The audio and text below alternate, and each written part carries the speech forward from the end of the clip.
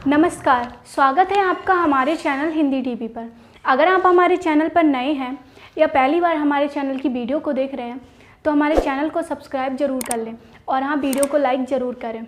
तो आज मैं यहाँ बात करने वाली हूँ कन्या पूजन के ऊपर कि हम कन्या को कैसे खाना खिलाते हैं, क्या खाना खिलाते हैं, कितनी कन्याओं को रखते हैं। तो इस सब के बारे में जानने के लिए वीडियो को एंड तक देखें। जैसा कि आप सभी जानते हैं कि पिछले सप्ताह से नवरात्र स्टार्ट हो गए हैं और भक्तजन बहुत ही श्रद्धा से देवी का व्रत रख रहे हैं। लेकिन जैसा कि आप सभी जानते हैं कि शास्त्रों में ऐसा बताया गया है कि जब तक कन्या पूजन नहीं कराओ तब तक व्रत पूरा नहीं माना जाता। तो हम कन्या पूजन कैसे कराएंगे वो जानते हैं। जब आप नवरात्र में कन्याओं को भोजन करवाएं, नवरात्र में कन्या पूजन के लिए हमारे वेदों और पुराणों में कुछ नियम बताए गए हैं। इन नियमों का पालन करते हुए कन्याओं को भोजन करवाना सबसे शुभ फलदायी माना जाता है। आइए जानते हैं क्या है कन्याओं का भोजन करवाने के लिए नियम। पौराणिक मान्यताओं के अनुसार नवरात्र के लास्ट 2 दिन अष्टमी और नवमी को कन्या पूजन करना सर्वश्रेष्ठ माना गया है। शास्त्रों में बताया गया है कि कन्या पूजन के लिए 2 से 10 वर्ष की कन्याओं को सर्वश्रेष्ठ माना गया है। वैसे तो नवरात्र में कन्या भोज के लिए आदर्श संख्या 9 होती है, लेकिन लोग अपनी सामर्थ्य और श्रद्धा के अनुसार कम या फिर ज़्यादा कन्याओं को भी भोजन करवा सकते हैं। 9 कन्याओं को माँ दुर्गा के 9 रूप मानकर पूजा की जाती है और इन सभी के नाम भी अलग अलग होते हैं। पौराणिक मान्यताओं के अनुसार 2 साल की कन्या को कन्या कुमारी, 3 साल की कन्या को त्रिमूर्ति, 4 साल की कन्या को कल्याणी, 5 साल की कन्या को रोहिणी और 6 साल की कन्या को कालिका, 7 साल की कन्या को चंडिका, 8 साल की कन्या को सांभवी और 9 साल की कन्या को माँ दुर्गा का रूप माना जाता है। वहीं 10 साल की कन्या को सुभद्रा कहा जाता है। देव पुराण में बताया गया है कि नवरात्रि में माँ जितना प्रसन्न कन्या पूजन करने से होती हैं उतना प्रसन्न हवन और दान करने से भी नहीं होती। प्रसाद में कन्याओं को पूरी, हलवा, खीर, चना आदि देना चाहिए और उनके पाँव को भी धोना चाहिए। कन्याओं को भोजन कराने से पहले उसका भोग माँ दुर्गा को जरूर लगाना चाहिए। 9 कन्याओं के साथ एक बालक को भी लांगूरा के रूप में बैठाना चाहिए। बालक को भैरवा बाबा का स्वरूप माना गया है। कन्याओं को भरपेट भोजन करवाने के लिए उनको टीका लगाकर दक्षिणा देनी चाहिए और कलाई पर रक्षा बांधकर विदा करना चाहिए।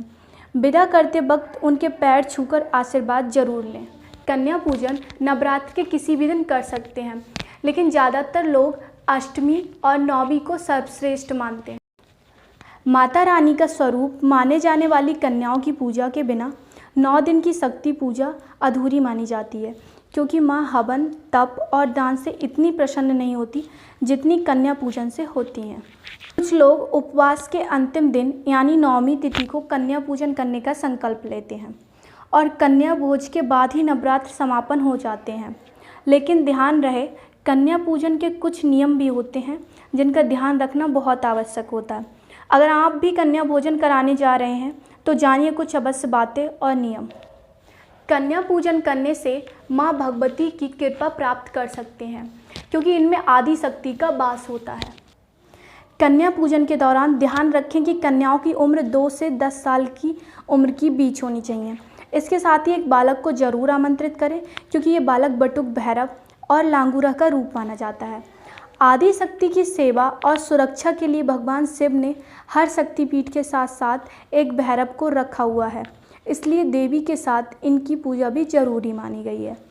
शक्तिपीठ के दर्शन के बाद अगर भैरव के दर्शन नहीं किए गए तो माँ के दर्शन भी अधूरे माने जाते हैं। नवरात्र में एक कन्या एक तरह की उपयुक्त ऊर्जा का प्रतीक होती है और इसकी पूजा से ये ऊर्जा सक्रिय हो जाती है। इनकी पूजा करने से सभी देवियों का आशीर्वाद और कृपा प्राप्त होती है। लेकिन क्या आप जानते हैं कि कन्या पूजन के भी कुछ नियम होते हैं?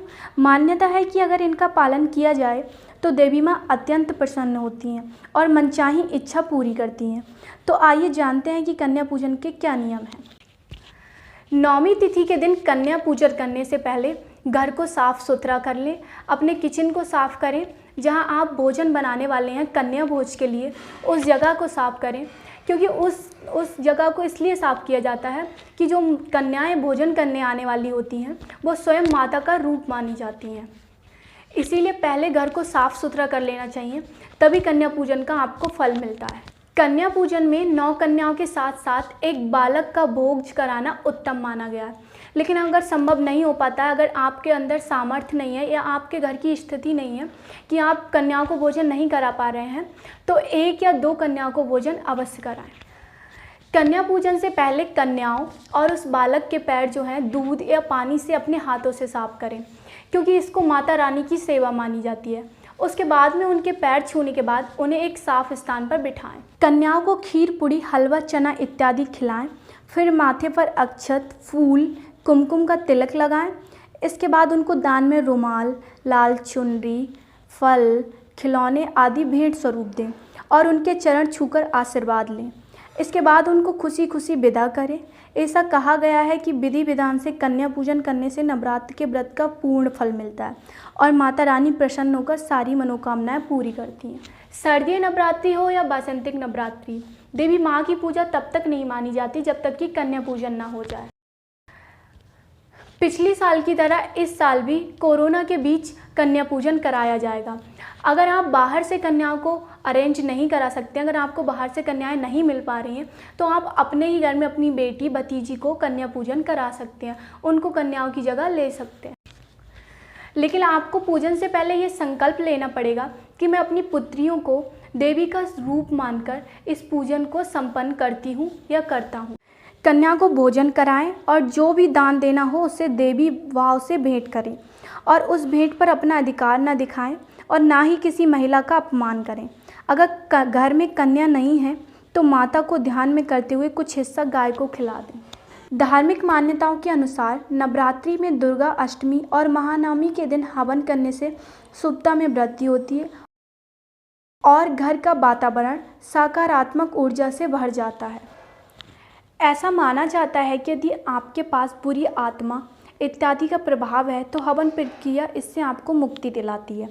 शुभ कामना, स्वास्थ्य एवं समृद्धि इत्यादि के लिए भी हवन किया जाता है। कन्या पूजन की पौराणिक कथा के अनुसार माता के भक्त पंडित श्रीधर की कोई संतान नहीं थी। एक दिन उन्होंने नवरात्र में कुंवारी कन्याओं को आमंत्रित किया। इसी बीच माँ वैष्णो कन्याओं के बीच आकर बैठ गईं। सभी कन्याएं तो भोजन करके और दक्षिणा लेकर चली गईं, लेकिन माता रानी वहीं बैठी रहीं। उन्होंने पंडित श्रीधर से कहा कि तुम एक भंडारा रखो और उसमें पूरे गांव को आमंत्रित करो। इसी भंडारे में भैरवनाथ भी आया और वहीं उसके अंत का आरंभ हुआ। माँ ने भैरवनाथ का अंत करने के साथ ही उसका उद्धार किया। तो दोस्तों, यहीं तक थी हमारी वीडियो। अगर आपको वीडियो पसंद आती है तो वीडियो को लाइक करें, चैनल को सब्सक्राइब करें और अपने दोस्तों के साथ वीडियो को शेयर करना बिल्कुल ना भूलें। और आपने भी अगर व्रत रखा है तो कन्याओं को भोजन जरूर कराएं। मिलते हैं आपसे अगली वीडियो में, तब तक के लिए धन्यवाद।